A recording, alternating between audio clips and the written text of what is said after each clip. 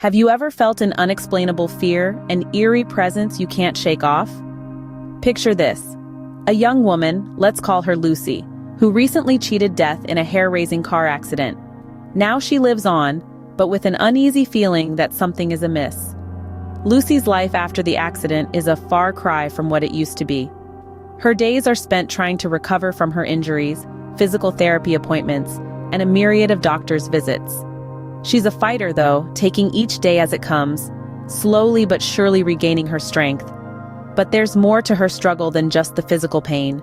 You see, ever since the accident, she's been grappling with this inexplicable sensation, a feeling that she's constantly under surveillance. It's like an invisible shadow, a specter that lingers around her, a menace that's unseen but definitely felt. Her day-to-day activities are tainted by this unseen presence. Whether she's at home, sipping tea on her porch, or out for a walk in the park, she can't shake off the sensation of being watched. It's a constant gnawing reminder of her accident, a chilling echo of the trauma she endured. Lucy tries to brush it off, to convince herself it's all in her head, a byproduct of the accident-induced stress. But the feeling intensifies with every passing day, growing into an overwhelming sense of dread that haunts her every waking moment. It's like a cold wind that sweeps over her, sending shivers down her spine, making her heart pound with fear. She doesn't know what it is, who it is, or why it's happening. The answers elude her, adding to her growing anxiety. But one thing is certain, she's not alone. There's something out there, an unseen terror that's stalking her, biding its time. And every night as the world goes quiet, she feels it. The presence, watching, waiting. What if the shadows in your room started to move, creeping closer with each passing night? Imagine, if you will, a world where the boundary between the mundane and the eerie becomes blurred. Our young woman finds herself in such a world. The sun sets and the moon rises, casting long, foreboding shadows across her room. She lies awake, her eyes darting across the dimly lit corners, tracking the movement of shadows that seem to shift and sway of their own accord. It's as if the night itself has come alive, whispering untold secrets and tales of dread. Objects around her start to feel out of place, as if they've been touched by unseen hands. Her favorite coffee mug, always left on the kitchen counter, is found inside the bathroom cabinet. Her keys, usually hanging by the door, are discovered under her bed. It's as if her personal space is being invaded, her sanctuary violated. She hears strange noises in the dead of the night, a soft tapping against the window pane, a faint rustling in the hallway. It's easy to dismiss these as the house settling or the wind blowing, but there's an uncanny rhythm to these sounds, a melody that seems to echo the beat of her racing heart. She tries to rationalize it, tells herself it's all in her mind, a result of the trauma from the car accident. The human brain, after all, is known for playing tricks, for conjuring up monsters in the dark. But deep down, she knows it's not just her imagination. There's a sense of impending doom that refuses to leave her side, a dread that grows with each passing night. The darkness no longer signifies the end of a day, but the beginning of a nocturnal horror show. The comforting blanket of the night has been replaced with a shroud of fear. The silence of the night, once a solace, now rings with the whispers of unseen terror. The night no longer brings peace, only the promise of another encounter with the unknown. What if your safe haven turns into a playground for your worst fears? Imagine, if you will, a place of comfort and security, your home, transforming into a theater of terror. That's the chilling reality our young woman finds herself in. Once a vibrant social butterfly, she now shies away from the world outside, a world that holds the memory of her terrifying car accident. But as she retreats into her shell, she soon learns that fear is not confined by walls or windows. It's a relentless entity, shadowing her every step, lurking in every corner of her once peaceful abode. The solitude she sought now amplifies her dread. The quietness of her home isn't comforting, it's unsettling. It's in this silence that she hears the whispers, faint but unmistakable. They slither through the air, wrapping around her like a cold, menacing wind. Each whisper is a chilling reminder that she is not alone. She feels a cold touch, a phantom caress that sends shivers down her spine.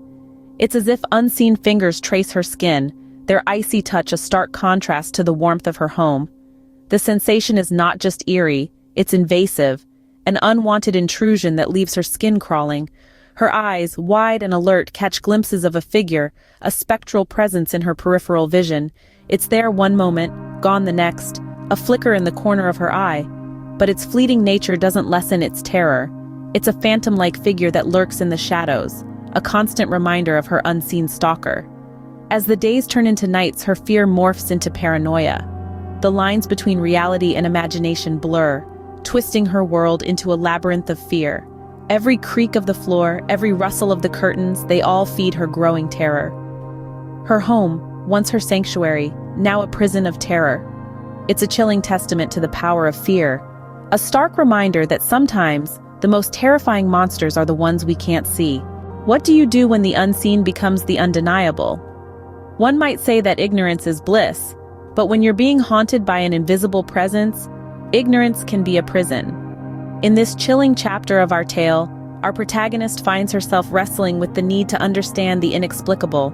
She's a woman on a mission, a desperate quest to find answers to questions she never thought she'd have to ask.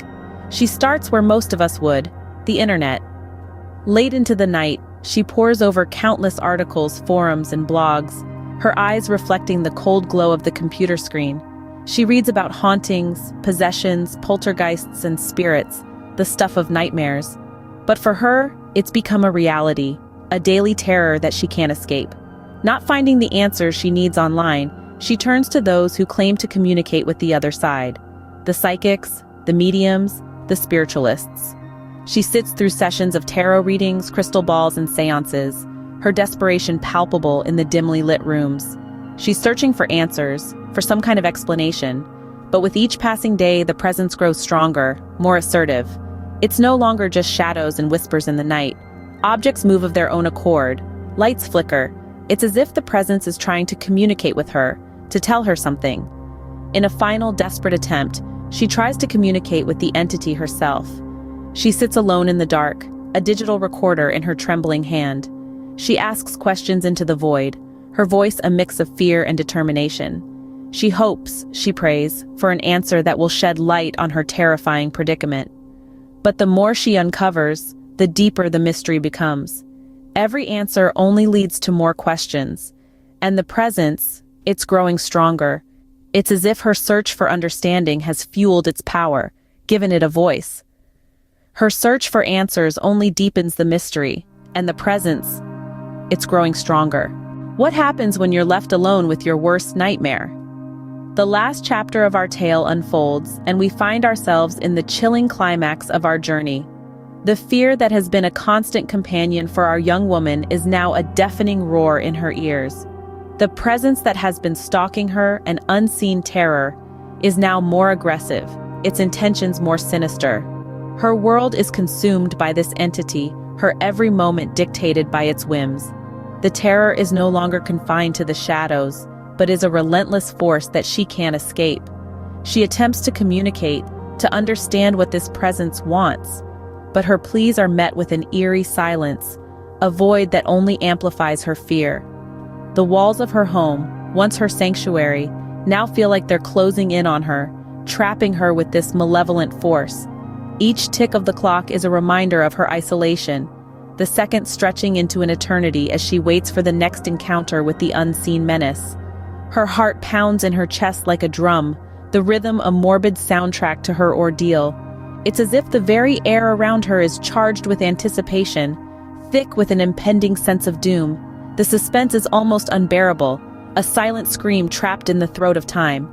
The presence toys with her, plays on her fear, and relishes in her despair. It's a game of cat and mouse, but she is the prey, and the predator is always one step ahead. And then, one night, everything goes silent. The presence is gone. The air is lighter, the walls of her home no longer closing in. But the relief is short-lived. The silence is too heavy, too unnatural.